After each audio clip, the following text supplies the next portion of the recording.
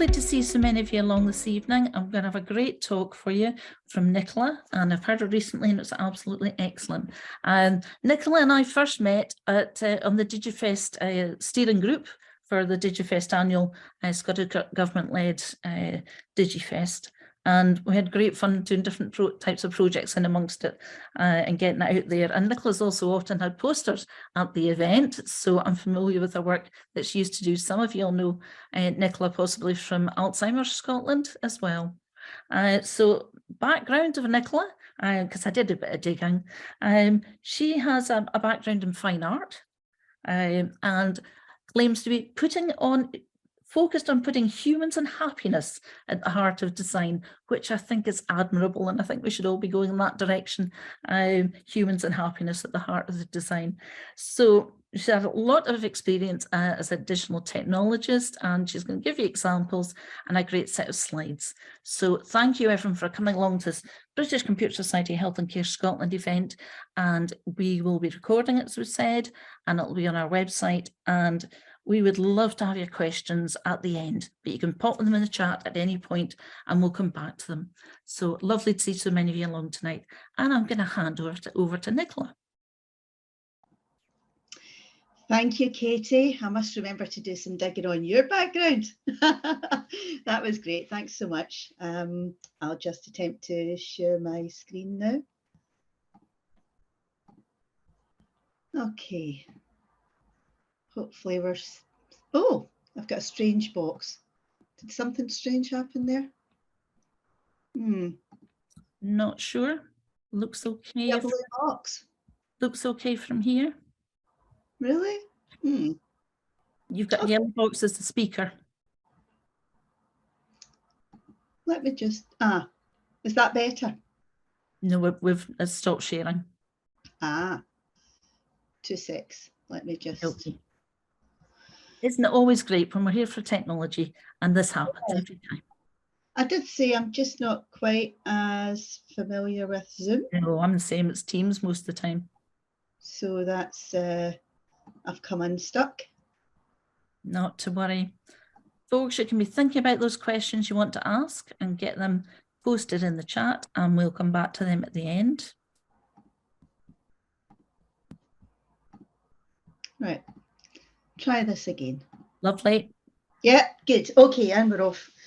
So thanks everyone. I know I'm between you and your tea, so I'll try and make this fairly fast-paced and interesting, hopefully for you, and would love to have a discussion or to take any questions at the end. So please do think of some things, some comments or whatever. My role at the minute, I've been with Scottish Care for 18 months now as Technology and Digital Innovation Lead, and Scottish Care is the membership organisation representing the independent social care sector in Scotland. So as the text says, we work with members and stakeholders in social care to create the conditions for sustainable human rights-based care and support. You can find me on Twitter often, or there's a wee email there. Can share these slides with you afterwards. Tonight I'm going to be talking about the care technologist role, asking, is the care technologist the future of care at home? So people want to live full and joyful lives at home and may draw on care and support to help with this. Social care providers are looking for ways to deliver viable and sustainable services in the face of workforce shortages and limited budgets. So new models of care and support using technology may offer an answer to both of these needs. The global picture. Well, right now, the UN suggests that 1 in 11 of us are over the age of 65. By 2020, this rises to 1 in 4 globally. And the picture in Scotland with regards to social care. The next few slides have got some stats on them, hopefully to give some context to kind of problem space or the opportunity space that we're working in around social care and care at home. So as I say, Scottish Care represents the independent care sector, and we can see in this map, it's maybe a little bit small for you to see, the Scottish Social Services Sector report on workforce from 2021, which was published in August 2022, shows the kind of the breakdown of how social care is delivered in Scotland. And it is a mixed economy between public, private and voluntary sector. Private sector we tend to refer to as independent sector, and that's the sector we represent. So the sector provides 88% of the care home places for older people and 55% of the home care hours for older people. So, and from the map, you can see the mid-blue colour is the independent sector, and we have the widest spread, so that the largest amount of delivery is done by independent providers. We have a burning platform. So according to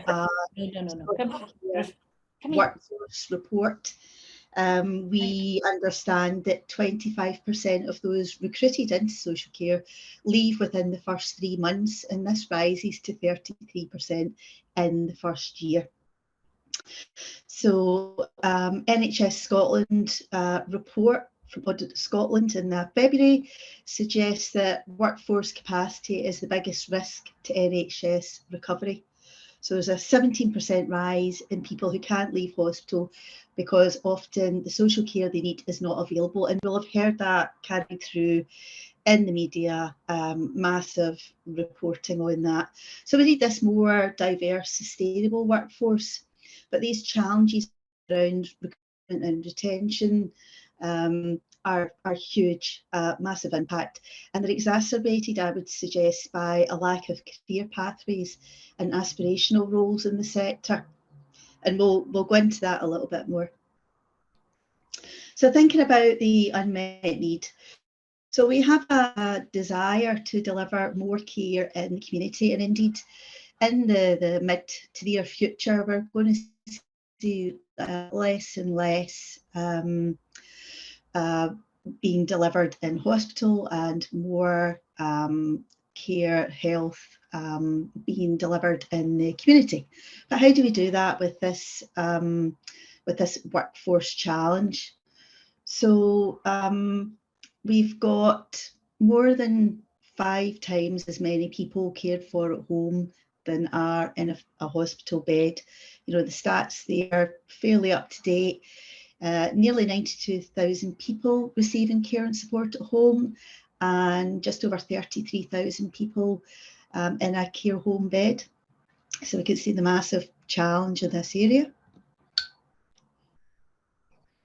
So this burning platform, this challenge we have, really necessitates the need to do things differently. A little bit of perspective there from the point of view of a citizen.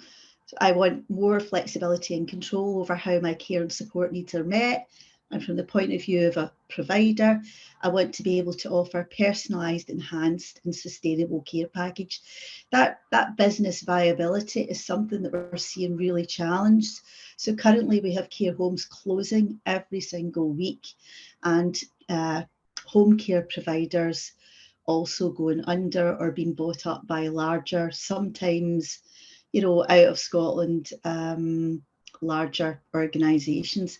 And we really are seeing that, you know, real kind of, you know, best practice, high quality provision is often from those smaller, sometimes family run or employee owned organisations. And those are the ones that are most at threat. So our membership, we have over 400 members. Many of them are small to medium enterprises, in fact, most of them. But we're really seeing a challenge to that because of economies of scale and the real kind of pressures with funding in the system. So here we get to the care technologist role. So it's a new role. It's being co-designed with social care providers, and it aims to create, you know, the conditions for success in the sector. A sustainable model of integrated care enabled by digital, data and technology. And it enables greater flexibility and choice for service users as a result of their care and support needs being assessed and delivered differently. And it's a design-led approach. So we worked with the Innovation School at Glasgow School of Art. This work actually goes back to 2016, was the original work we did. And we explored the current trends, the challenges, areas of opportunity, and it was about imagining the way that care at home could change in the future and the roles and skills associated with this. Of course, in the intervening time, we've had the pandemic, there's been lots of changes. So we saw this, this co-design piece as being a phase 1 of our Care Futures work. We're currently in phase 3. The work suggested a job family of roles, one of which was the Care Technologist role, and that Care Technologist enables people living in their own homes to benefit from technology to augment their relational care. So in the job family of roles, we also have a care navigator and a care connector. So at the moment, we are trialling the Care Technologist role. We hope, as part of our next steps, to trial the Care Navigator and Care Connector role.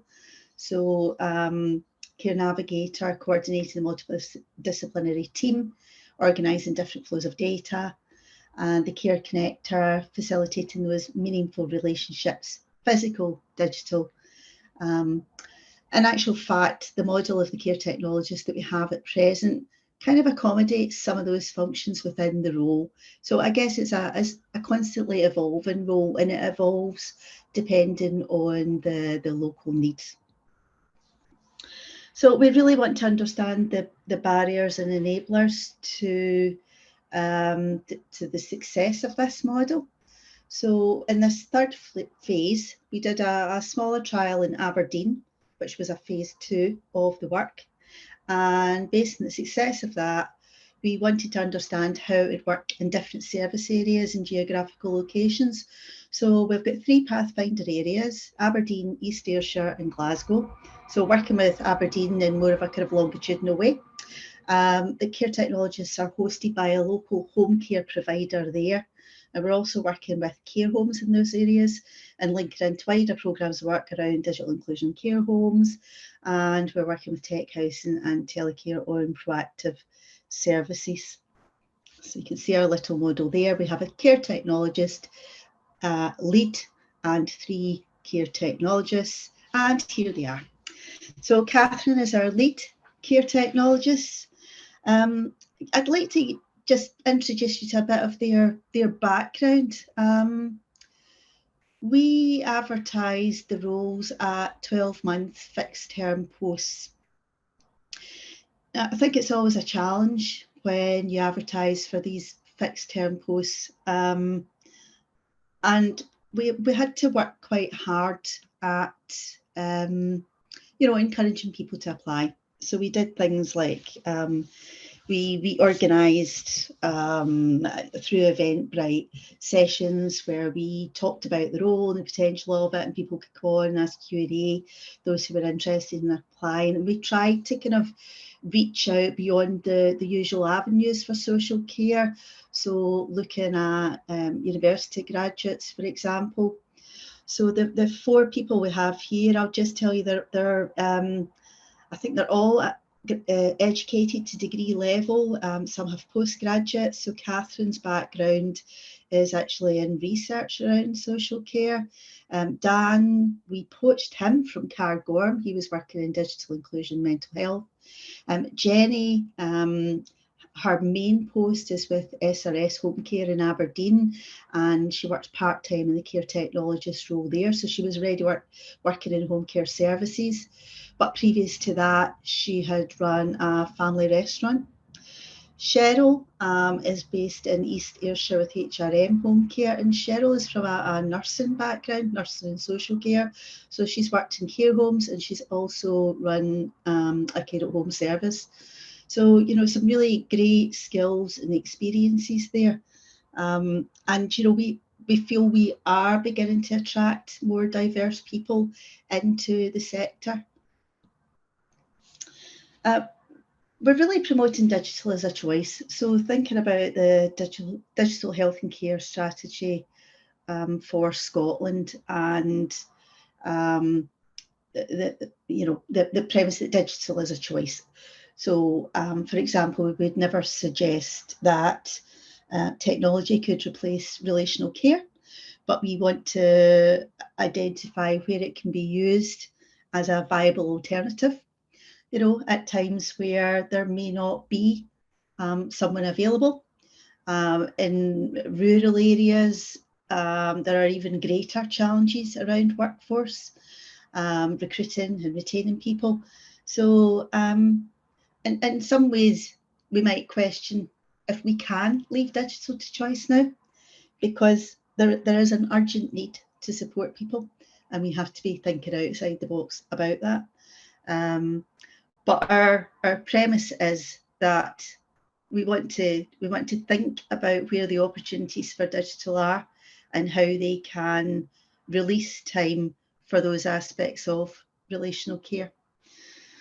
So thinking about a digital twin of existing care packages, the tea and tuck visit, week and night service, how they can be fully enabled by digital technology or delivered in a hybrid form, and thinking about what the benefits might be to the service user.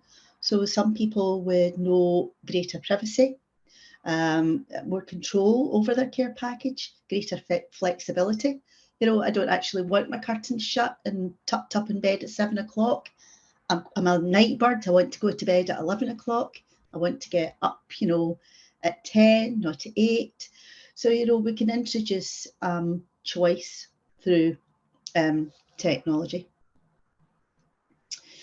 So we want to understand what the conditions are to make this work successful, and how a care technologist using digital data and technology can enable more care to be delivered in the community, thinking about prevention, early intervention, bereavement, step down, hospital discharge, and essentially reducing those hours of unmet need. We want to know how to overcome barriers around accessibility and inclusion. You know, we're still finding in the work we do with care homes that the digital foundations often aren't there. There isn't connectivity widely throughout the homes, which then limits the kind of technology interventions you can do.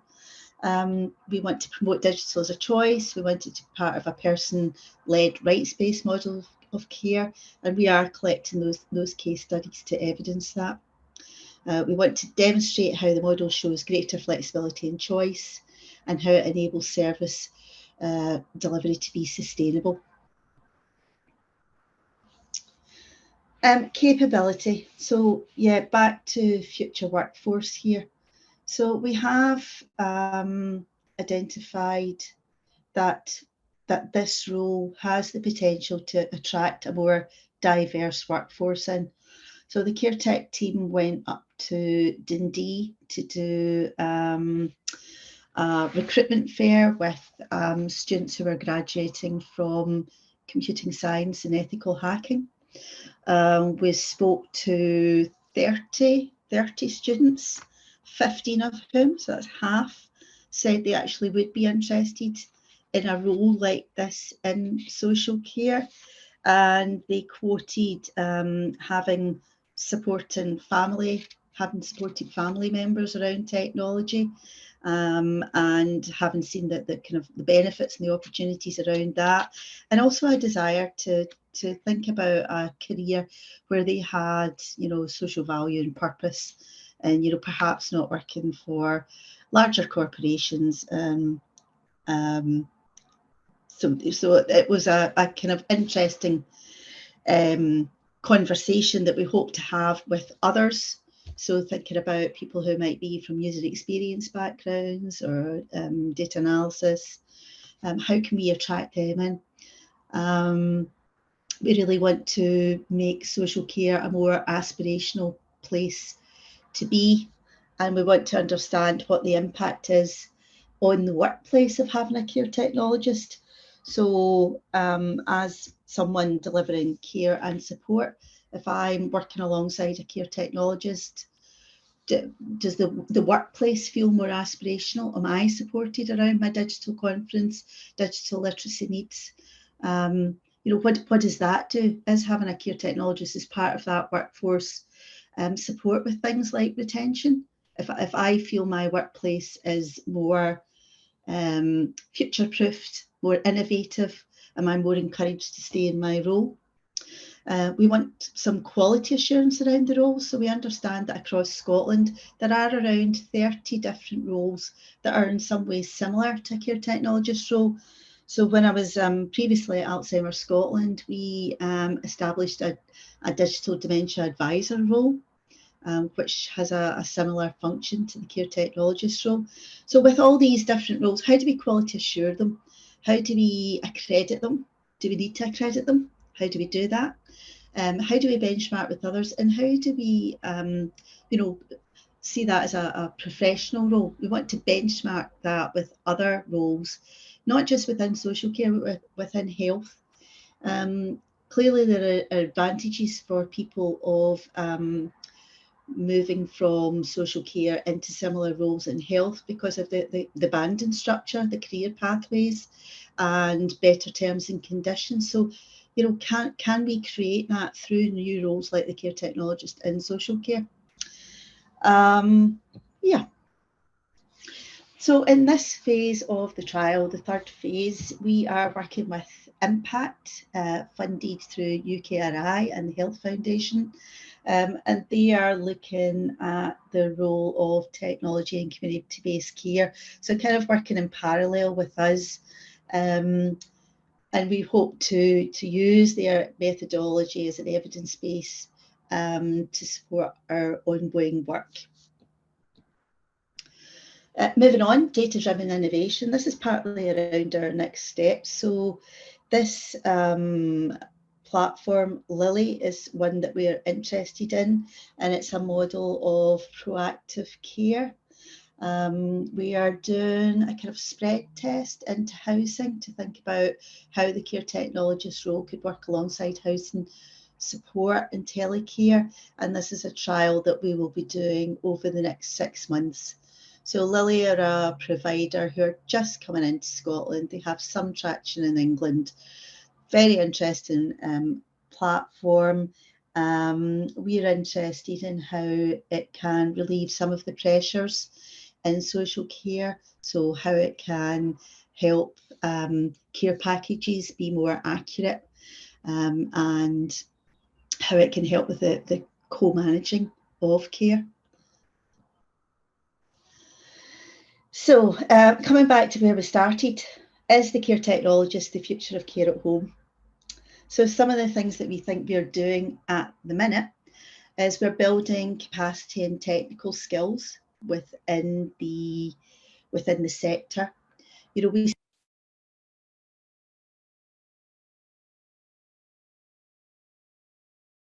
We've lost your sound there, Nicola.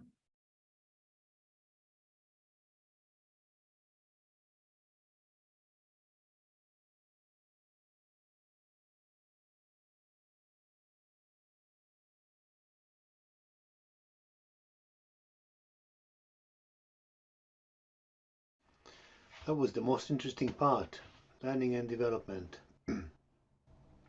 She obviously can't hear us either. Maybe we've got the video on and we can give her a wave. Can't hear.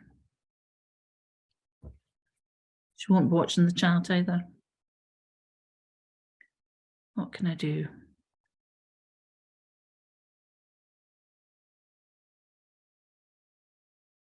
I think all I can do is wave. Can't hear. No sound. She's not seeing me.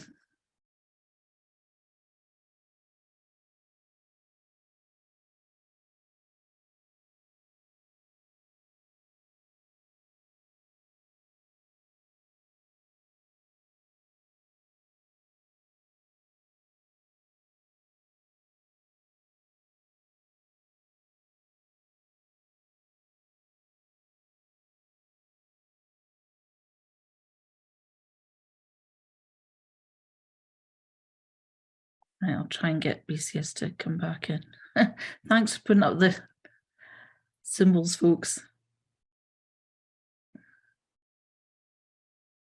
No, they've come off. Can you hear me, folks? I'm sorry about the loss of sound.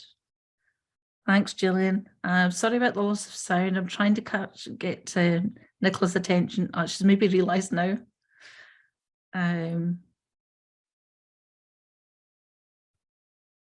Nicola, I think you're on mute. Somehow happened during your talk. Can you hear me? No.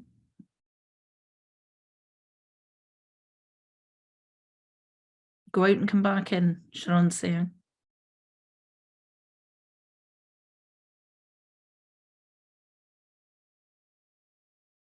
Nope.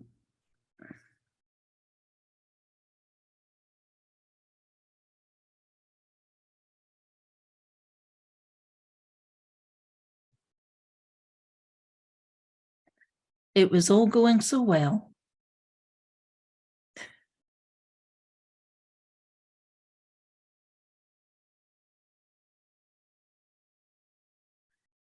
You're showing us on mute. I think so far the discussion was really interesting in terms of development from the last time I had Nicola speaking. The new platform, the evaluation from the research funding all seems really exciting and informative.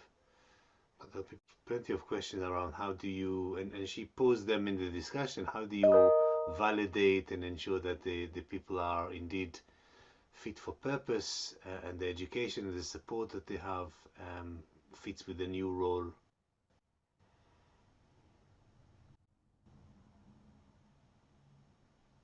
Okay, Nicola's going out and going to come back in. Is a care technologist something any of you have come across? I'll click to let you speak. Gillian and Dee Davidson. Yes, certainly. What would you like to tell us, Dee Davidson? Hi, sorry, can you hear me? Sorry. Yeah, Yes, I actually had my hand up and earlier it was an old hand. Apologies. Oh, sorry. Oh, no. Sorry about that. You were trying to let us know about the sound. Dee Davidson, is it the same with you? That was me. That was me. Oh, you're Dee. Oh, sorry. That's okay. And all wrong. Here's Nicola trying to come back in.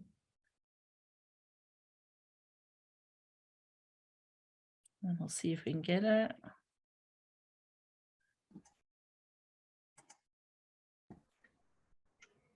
Okay. Hello. Hello. Hello, Nicola. Oh. Yay. Now it says post to stop. Video.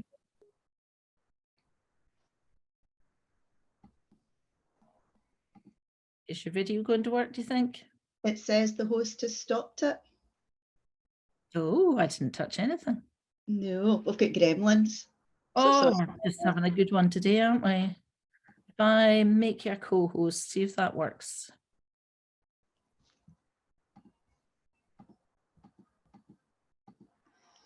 No. Oh, yes. Yeah. Phew. Oh, so sorry about that. It's all right. I should have had my second screen set up and then I would have known. Sorry. I think we'll pull back a little bit Okay. in your presentation, if that's okay, if you can go back a few slides. Right. Get going. So Right. sorry about this, folks. I'm sure you're all aware of these things happening at times. Here we go. You're seeing the slides? Is this you were fine with Lily. You were talking about Lily. Okay. Yeah. And so yes, our interest in working with Lily is to think about how we have new kind of business models for social care providers, and that we can work in other ways, and the potential for the Lily platform to enable us to be more accurate around the care and support that's being provided, and to work in that space around reablement, step down care, and it's something that we are collaborating with Tech Housing on, and telecare. It's enabling us to do a sort of spread test of the role into the housing sector. So that is something that we will begin next month as a 6-month trial with the Lily system in Scotland, and yeah, we're excited to see what comes out of that. Yes, and so this is kind of back to almost where we started, and the question, is the care technologist the future of care at home? So what we believe we're doing is we're building capacity and technical skills within the sector. We see the care technologist role as being on a continuum of the DDAT framework, so digital data and technology roles, not quite within that skill set, but somewhere on a continuum. And we're very interested in supporting the adoption of these roles, of DDAT roles within the sector, and perhaps this being a step towards this. We want to influence service provision, so we want to show the art of the possible, and we want to reframe the debate on social care delivery. So thinking about social care as being an enabler of prevention, early intervention, and that home first approach.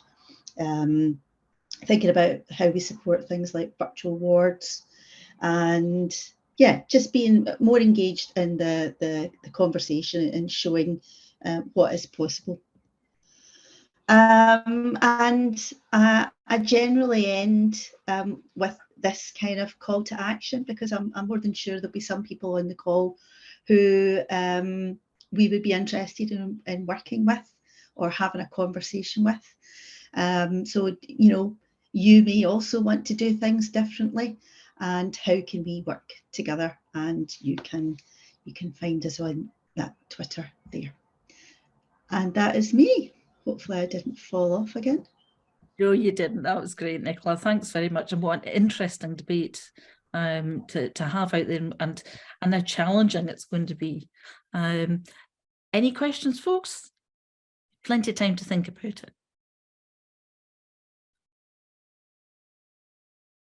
Hi, I don't know if you can hear me now. It's Yes, Emma. we can, yes. Hi, Yes. sorry, I was really late to the meeting. We're having problems getting in to Zoom, to be honest, because the council don't allow us to use Zoom on our corporate laptop. Yeah. Yes, we are. Avoid it in future, I think. Yeah, Teams. We're just so familiar with Teams. Everything's set up now. We're the same. Anyway, but so I'm sorry, I've missed probably half of what has been said, so apologies if I'm repeating or mentioning anything that's already come up. But in Edinburgh, I oversee our assistive living team, and we are really, really keen to try and introduce a care technologist team, or something along those lines. It might not be exactly the way that it's been interpreted in other places, but it's sort of building on what we've seen written about what's happening elsewhere. So I just wanted to sort of introduce myself and say that it's really high on our radar at the moment, and we'd be really keen to get involved in kind of future conversations around it. Yeah, thanks, Emma. I think we have connected over email, and hopefully we're meeting up fairly soon. Yeah, I need to get back, yeah. But I think that's it. We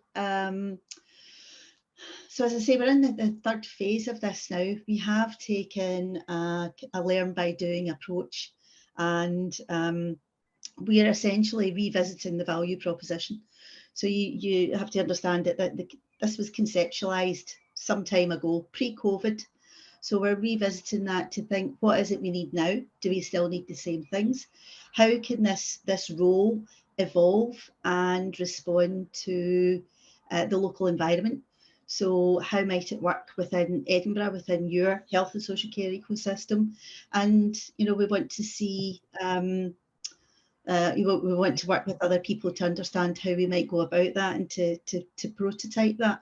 So we're really interested in talking to you about it, and we are looking to run co-design session in June with interested partners to come up with some of those prototypes, those new sort of service models. So yes, watch Twitter, and I'll be reaching out and saying, please join us. Okay. Great, Emma, and thanks, Nicola. Wendy, see if you can unmute. And yeah, I think I've managed to unmute. Can you hear me? Yes.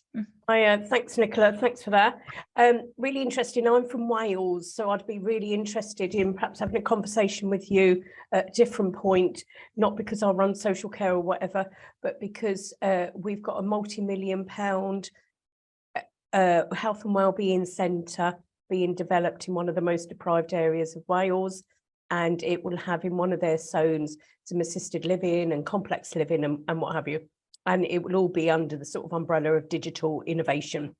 And so it'd be really interesting to talk about the roles and working in a sort of different setting, just for my own thinking around the education skills and workforce of the future for that particular setting. Thanks. Yeah, thanks, Wendy. I mean, there's some great innovation going on in Wales. I think we in Scotland often learn from Wales. More than happy to have a conversation with you. I think maybe what you're describing is a kind of like a tech hub or a demonstrator site.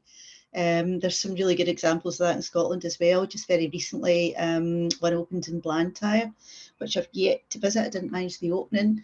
We have created kind of local kind of like tech demo sites where you can, you know, see, touch and feel the technology.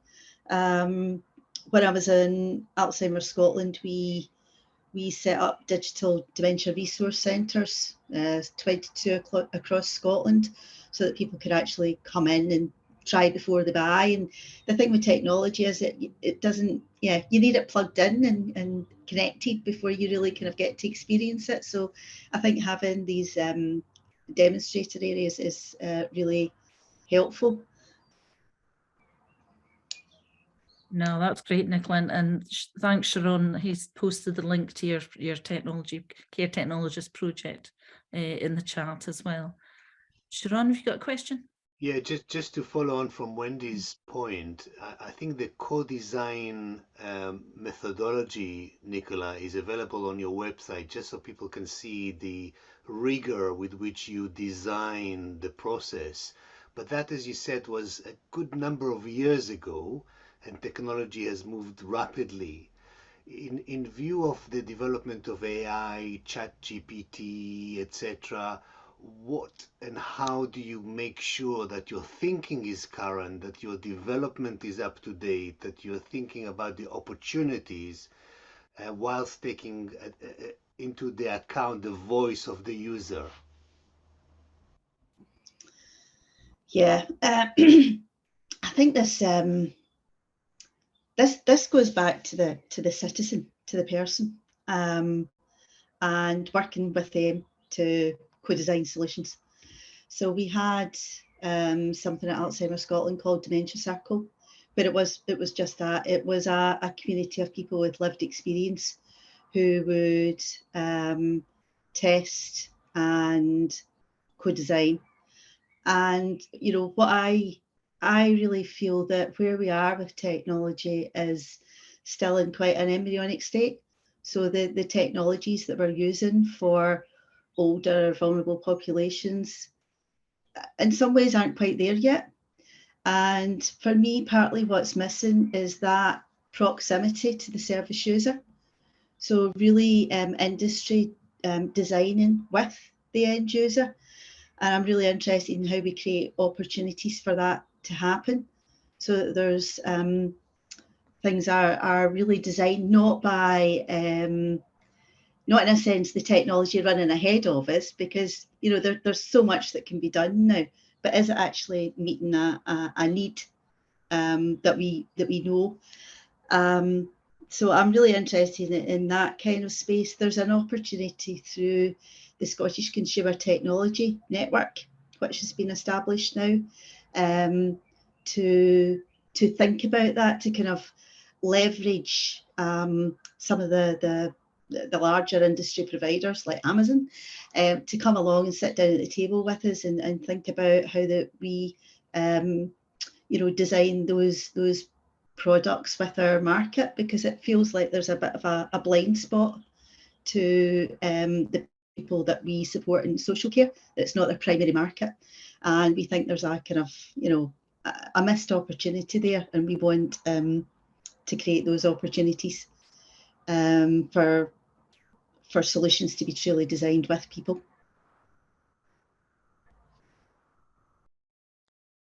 Thanks, Nicola. Niels, would you like to come in now?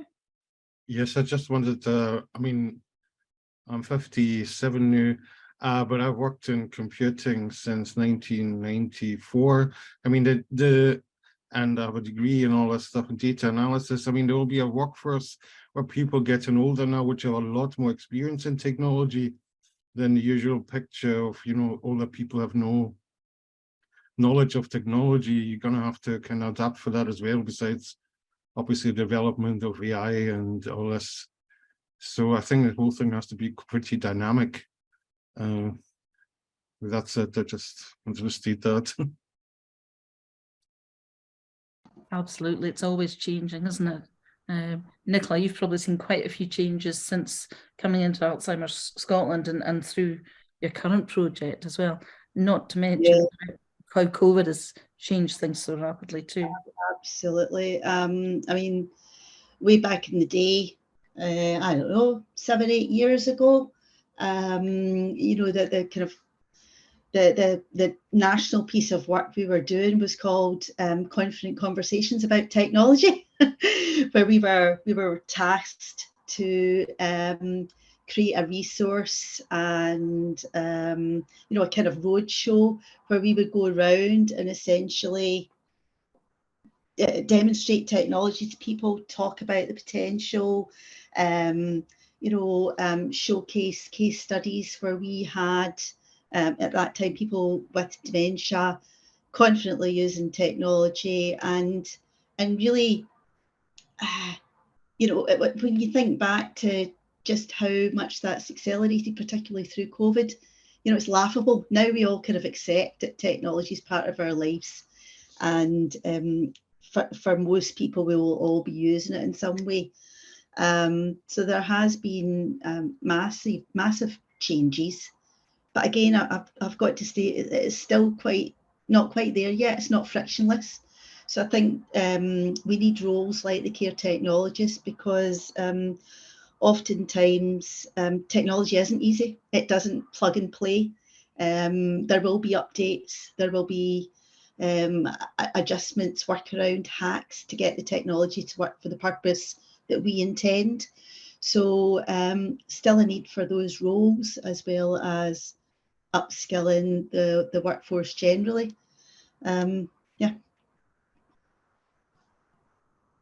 Are any of you in the audience today, are you working as a care technologist, or do you have them in your team? Is there examples that are very similar to what Nicola's speaking about with any of you?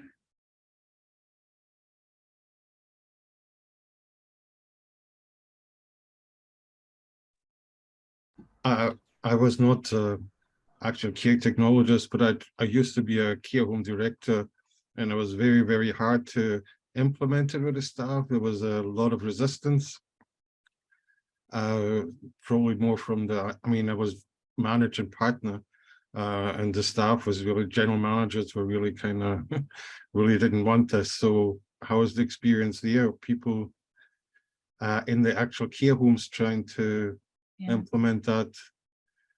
The managers or so, I mean, is the people are now more open to this? That's the question. Are all care homes not open to this, or?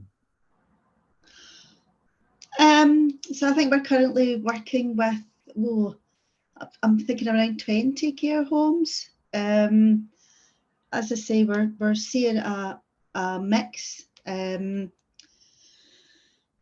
what we're finding is that in some cases there is an interest but a lack of capacity or a lack of knowledge. So when we think about investing in technology, sometimes whole systems, then there's a fear around is this the right thing? How do I know? Is it going to have longevity? Is there going to be something else that will supersede it? Does it have interoperability? So what are the things that I need to consider as a service provider when I think about introducing technology? And I think for the staff, there's sometimes a fear around replacing them in their roles. And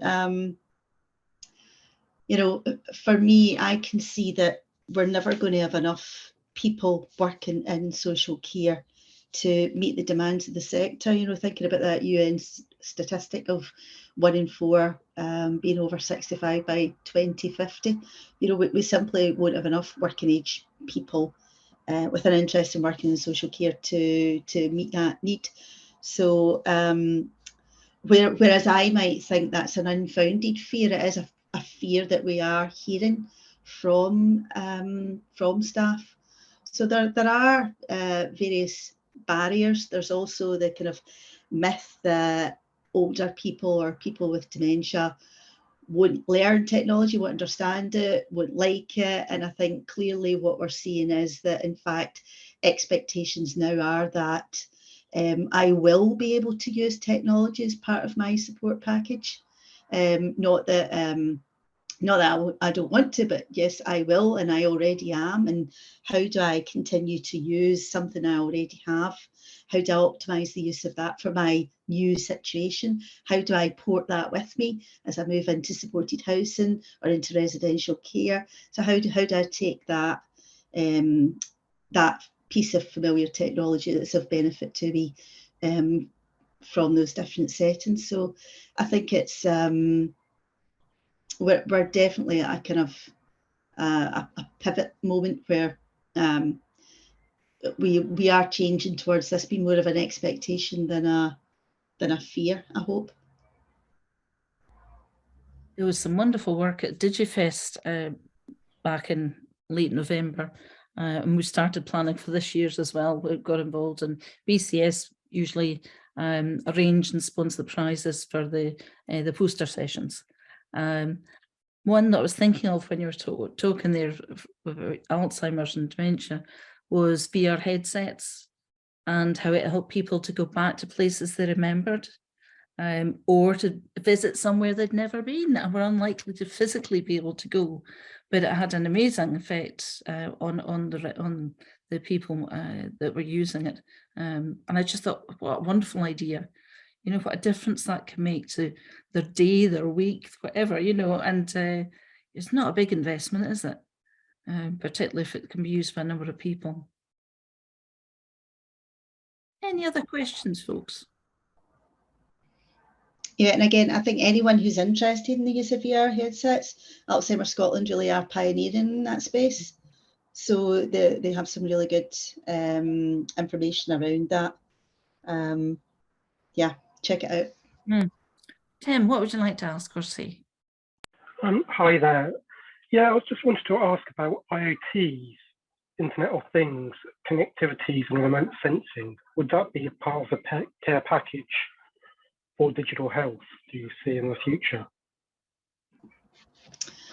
Thanks, Tim. Yeah, I suppose you've made me realise I didn't actually talk about what technology specifically we are using, and I think we are using IoT. Often we're using consumer technology, so non kind of healthcare specific technology, things that you'll have in your own home, robotic curtain closers, voice assistants, all that sort of thing. So yes, I think our approach is to start with the person rather than technology, and then to build a kind of prescription of technology around about what their wants and needs are. And generally our approach to that is to perhaps start with something they already have, and as I say, maybe kind of find the additional value in it, optimize it for their use, and then maybe to add things in incrementally. So you might start with your smart speaker and using that as a hub, and then you're able to build in other kind of sensing technologies or robotics around the home for automation, and you can build those on top of that hub. So I think we are not limited by what technology we might consider. You know, also the use of apps is very prevalent in what we do. So yeah, there's a whole range. We have developed a kind of small catalogue of things. And of course, if you go into meetadam.co.uk, you can see all the technology that's been tried and tested by people living with dementia and that they recommend for use. That's another great resource. So there's a lot of technologies out there. We tend to have kind of some that are more used than others. So we find that the screen-based version of the Amazon Echo really valuable in many cases. So in previous work that I did, I think about 19 out of 20 families that were supported did actually have one of those devices. So there are some things that we're seeing as being, you know, in our top 5, if you like. That's great, thank you. Yeah. And Wendy makes a great point that technology is now being built into the infrastructure of new built homes, and hopefully the staff that take on have those skill sets if it's been designed well to use it in a simple manner as well. Again, there were some super posters at DigiFest last year using different devices, and there was one that was looking at how many different uses there are of tablets, using tablet technology, and the top 20 ways, I think it was, they presented. It's a really neat little project just to try and gather that quantitative data behind it. Sharon? Yeah, just to echo the point that whilst I think the emphasis is about older person's care and the use of technology, there's plenty of young people with disabilities or you know, that could benefit from that intervention. The other thing is to say that the SSSC, I think, we're looking at VR as a mechanism for education and teaching and empathy. So really exciting stuff done in Scotland. Maybe Kerry, you want to tell us a little bit more about that. But my question is about the learning and development of this care technology person. What's the vision for the CPD, continuous professional development, the link to education and career pathway for those people who are taking this role? Is that something that's been discussed, Nicola? Yeah, it's a good question. So currently what we have is a steering group that whose focus is around the kind of training, induction and accreditation needs of the role and roles like it. And that's led by NES, NHS Education for Scotland. So we are looking at, so we've done a kind of mapping of what training currently exists that might be useful.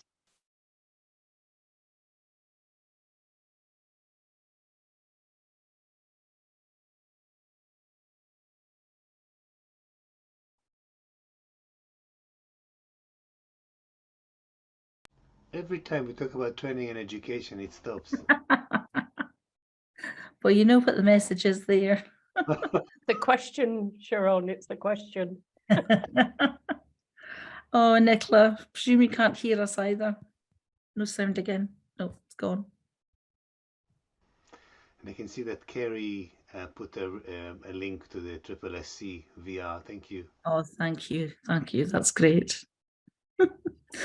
Well, folks, given the time, I think we'll wrap up there. Nicola, your talk was brilliant, really amazing, and really thought-provoking. So best of luck with it. I'd love to. Oh, you're back. I'm back. You're back, but we're stopping anyway because time's up. So no, it's been great, and thanks everyone for coming along and for your questions. Hopefully, it's got you thinking as well about where you're working and what difference could be made, whether it's in your personal life or at work. We have fairly regular webinars. Hopefully you can join us again for more British Computer Society Health and Care Scotland, and my mind's gone blank as to what the next one is. Just terrible, isn't it? But thank you so much for coming along, and good evening. Thanks, Katie. Bye, everyone. Thank you. Bye.